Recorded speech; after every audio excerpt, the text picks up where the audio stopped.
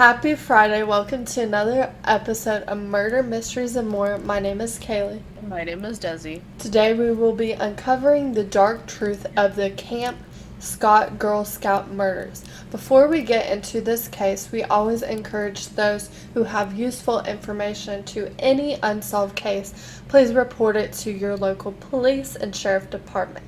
A quick disclaimer, this murder involves some graphic details that may be disturbing to some.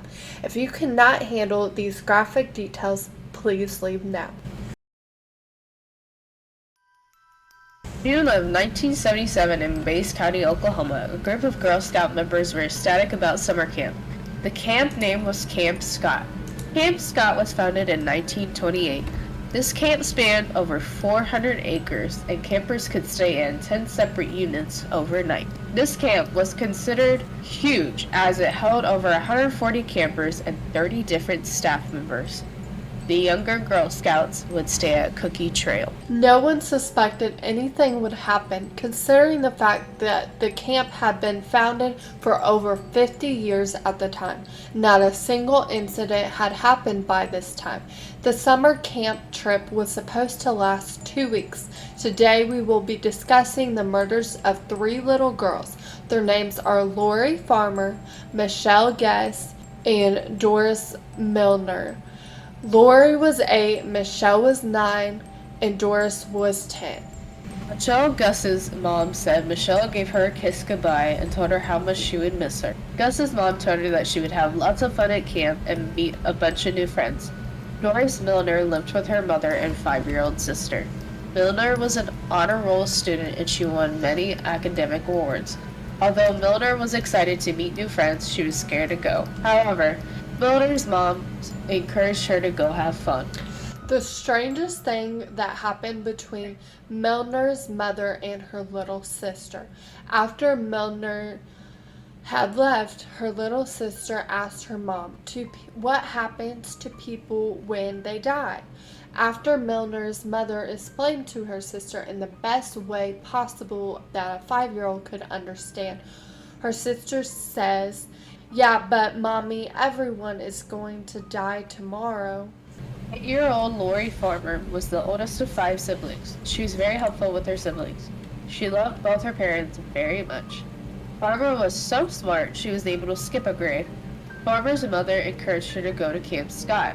Her mother later on stated that she had to live with that decision for the rest of her life. She feels extremely guilty even though she could not have known what would happen. June 13th, the parents went to send their children to Camp Scott. They gave them a hug and a kiss goodbye. Unfortunately, they did not know that this would be the last time they would see them. Michelle Hoffman, a 15-year-old camp counselor, rode on the bus with the campers.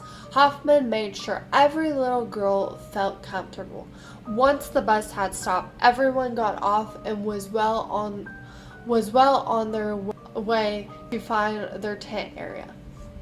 Hoffman noticed Doris Milner was a little shy, so she placed her in a tent near the bathroom in the kitchen. The tent was labeled number 8, which had 3 little girls. The 3 little girls were Doris, Michelle, and Lori. Immediately, the girls connected and became friends. Carla Wilhite, another camp counselor, said that the 3 little girls were so lively together. A little less than 2 months prior to the camping trip, the counselor's cabin at Camp Scott had been ransacked. There was a strange note left. It stated, "We are on a mission to kill 3 girls in 1 tent." Creepy, right? Well, the note had a bunch of random stuff like aliens was on there, Illuminati, all that stuff, so it was disregarded.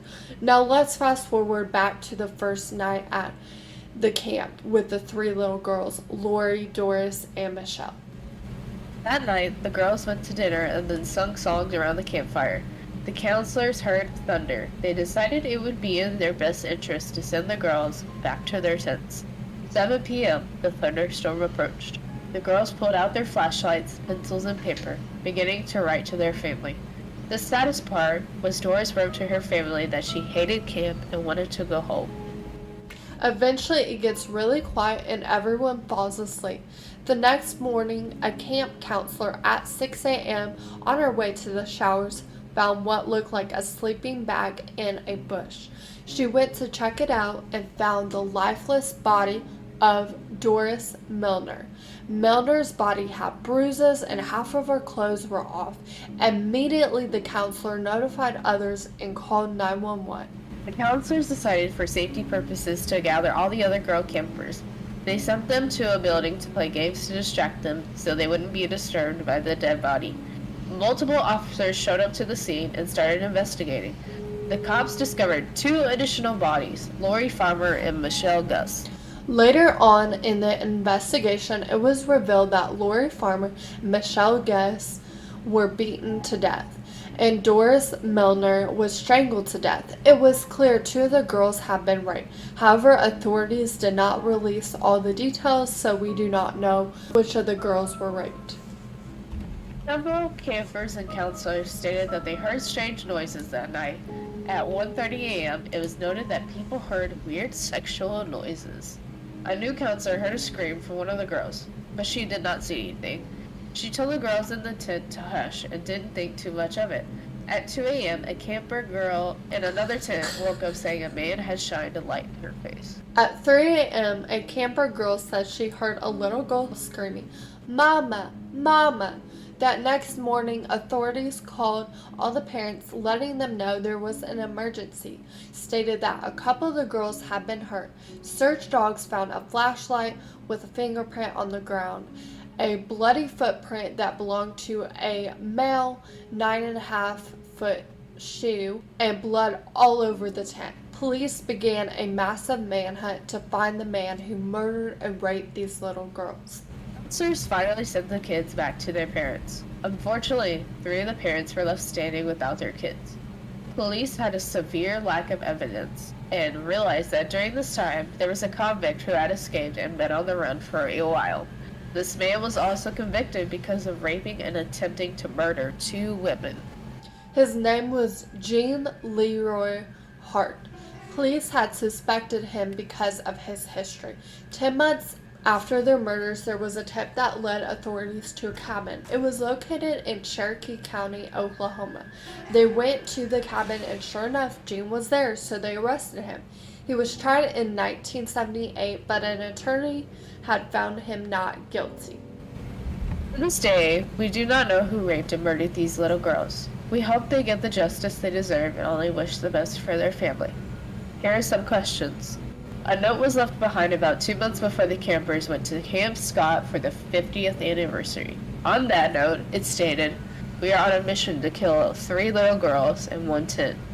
Could this note have been linked to the murders? It's very coincidental that there was a note left behind 2 months before the 50th anniversary at this camp. And the fact that it stated that they were going to kill 3 little girls is definitely very strange. This could have definitely been premeditated, even though it was 2 months before. They could have randomly picked these little girls just because opportunity, or they finally found something in their liking or their range. Or, the note also could have been a prank by somebody else, of course. Kids do the strangest things. Like I said, this could definitely be premeditated murder. Yeah, although the note did have some random stuff about like aliens and the Illuminati, it was very specific about 3 girls in 1 tent. And I do also want to mention, usually the tents hold 4 girls, but that day they only placed 3 specific girls in that. So I feel like it definitely is probably linked in some sort of way, because it just seems like very too coincidental that it could not be. The fact that this person also who wrote the note ransacked the counselors' cabins and they stole a bunch of papers and everything. Serial killers, they have psychotic episodes, so I'm adding the extra stuff to me is not that shocking. A lot of people would think like, oh, this is a prank by a teenager, but unfortunately that was a big mistake on their part, because something ended up happening. This whole story, in general, ever since when I started watching about it, even when the little sister of Doris asked her mom about death, and then she says that everybody's gonna die tomorrow. Like, that's creepy to begin with. Why are the girls allowed to sleep so far away from the counselor? They were miles apart. This was 1977, so they were a lot different, but I do still find it a little bit odd that these girls, the youngest being 8, was able to sleep in a tent, and the counselors, not even that close. They were like 20 miles apart. This was a big campground. I do find it really weird that they had the counselors sleep in cabins and then the little girls all spread out in tents.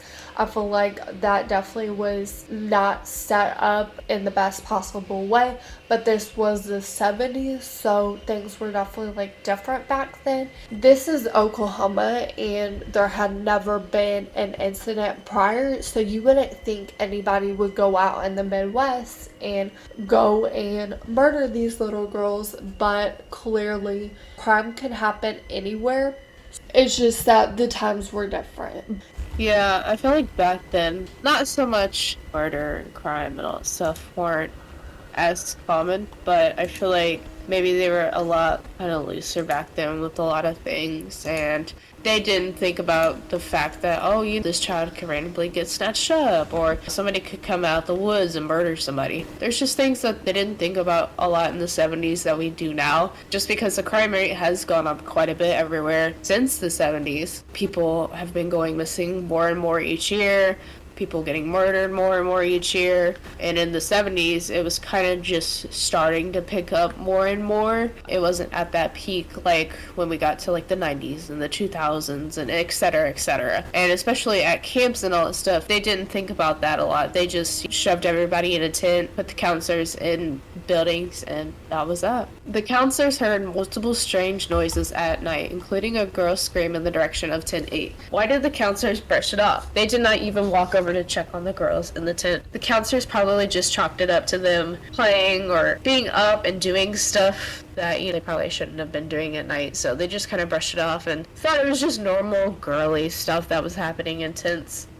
Or even the counselors probably didn't feel like getting up to check because they were too tired, too lazy, whatever their excuse was. And they also went 50 years without any incident, so they probably just thought like normal, typical stuff, because these 3 little girls, they clicked. The counselors talked about how lively they were together, so they probably just thought that they were just having a really good time and didn't think much of it. I think nowadays it's a little bit different, and counselors will actually go over there, or they'll be in the same location. It was also storming that day too, so they probably didn't really want to get like wet or anything. They also probably had the mindset that since it had been 50 years and nothing had happened, that nothing was going to happen, that everything would be fine, and, been 50 years. If it hasn't happened then, it won't happen now. Who did the 9.5 footprint belong to, since it was not jeans? So it could have still actually been jeans. I know he was a size 11, but you can cram yourself into a smaller size shoe. Shoes are sized differently, so while you may be in one size an 8, in another size you could be a 7.5. So it could have still very easily have been jean shoe. It could have also basically pretty much pointed out that maybe there is a second person involved in the killings of these little girls. It really could have belonged to anyone. Who did the fingerprint on the flashlight belong to? It also did not match Jean. If we're going on the theory that there was more than possibly one person that was involved in this murder, it could have been the other culprit's fingerprint. And that's why they couldn't match it to Jean, because his partner helped him in these murders. It could definitely have been another person involved in this, or maybe even beforehand he borrowed someone else's flashlight and they had like their fingerprint on it. This was also kind of a little bit before we really had the technology for like all the DNA tests and everything. Like they later on tested some of the DNA, but this was like before, so at the time they wouldn't have been able to match it because they just didn't have the technology. The next one is a big one for a lot of people, because a lot of the town wanted to believe that Gene was innocent. He would never do this. However, there was this other part of the world that felt that Gene did this. Did the police plant evidence against Gene because he had escaped prison 4 years prior? So we can never rule anything out completely. They may have not. I personally don't really think that the police planted any evidence against him because he had raped 2 pregnant women. And he escaped prison twice, and he was on the run for 4 years. Obviously, the police wanted to get him, and the whole case kind of seemed like it would be something that Gene did. Just the whole way it panned out, this would have been a perfect opportunity for the police to plant evidence, but I personally don't think that they did. I think it's possible, but I feel like they definitely didn't plant evidence. I feel like it would maybe be kind of pointless because, Gene does kind of have a record of him doing awful things. I feel like if he truly did it, they would need to plant evidence against him. There would already be evidence there, and he made himself out to be a really good suspect in this case, unfortunately. Yeah. With his history and with everything else that went on. Investigators are very confident that Gene was the one who did it. However, he was found not guilty. Did Gene Leroy Hart murder the 3 girls? So like I said before, Gene was originally convicted for raping 2 pregnant women. He duct taped them and tied them up and left them there to die. But fortunately, both these women made it out. And these little girls, they clearly had been raped, and cadaver dogs did find some duct tape. And they were able to find where the duct tape was from, but they found it was from a farmer who had gotten broken into. And unfortunately, people want to convict the farmer, but he's taken a polygraph test, all that, everything. He came back clear. Gene could have actually broken into his house and gotten that duct tape. Also, yes, the footprints and the found in his shoe size don't match, but like I mentioned before, sometimes with shoes you can be a different size, and who's to say somebody can't cram their foot into another shoe, or there could be another killer. The fingerprint didn't match him, but those are the only 2 small things that don't match, because even Gene says that he had a vasectomy, whatever. They end up later on being able to test the DNA of the semen found on the girls, and it matched it. Lo and behold, Gene. How else did it get there? Also, Gene was actually staying at a place very close to the camp, like literally like right next to these little girls. So this was, why else would he be there? They also found out that Gene had also broken into the campground before, like we mentioned, but police threw the note out, so Gene could have actually written that note. Clearly, this dude has a lot of tips that pointed towards him being guilty, so I still think that he's guilty. But Gene did die later on. He went on a walk and died from a heart attack, and a lot of people felt like it was justice for the girls. He did murder the girls, or at the very least rape them, and maybe he had an assistant who did the killings. Could more than one person have murdered the girls? There's evidence supporting it could have been more than just one person. I feel like, especially being that it was 3 little girls with the ages that they were, it really takes a lot of strength coming from one person, or it takes more than one person to restrain 3 little girls. It feels like it's more than just a one-man effort. It definitely has to be a little more of a 2 or 3-man effort, just because little girls, they're rowdy, they're loud, they scream, they can easily get away. They let it be known, with the evidence also being there to support it as well. I think this is one of the more believable theories, that it's more than one killer. And it's also supported by the fact that the fingerprint didn't match Gene, and the footprint also didn't match Gene as well. Yeah, and I also want to mention, there's so many different other campers around, and so they had to make sure that all those other little girls were asleep as well. one of the camp staff be involved in the murder. Maybe the director's husband. It's very possible. Background checks were not really a thing back then, like prison records or anything like that, or even juvenile records. People didn't really check those, especially not at a camp. So it could be that one of the camp staff could have been one of these killers and easily blended in, gotten a job there and all that stuff just to murder these 3 girls. And even the director's husband could have done it. People do shady things sometimes. They have things that they hide from their families. Most of the time with serial killers, they obviously don't tell their families or their wives. They just go out and do it, and then later on, the family finds out and they're just completely shocked. So anything is possible. There was a rumor floating around that it's potentially the director's husband, and the director's husband would have access to who's staying at camp and everything. And also background checks back then, the process is definitely not as extensive as it is today.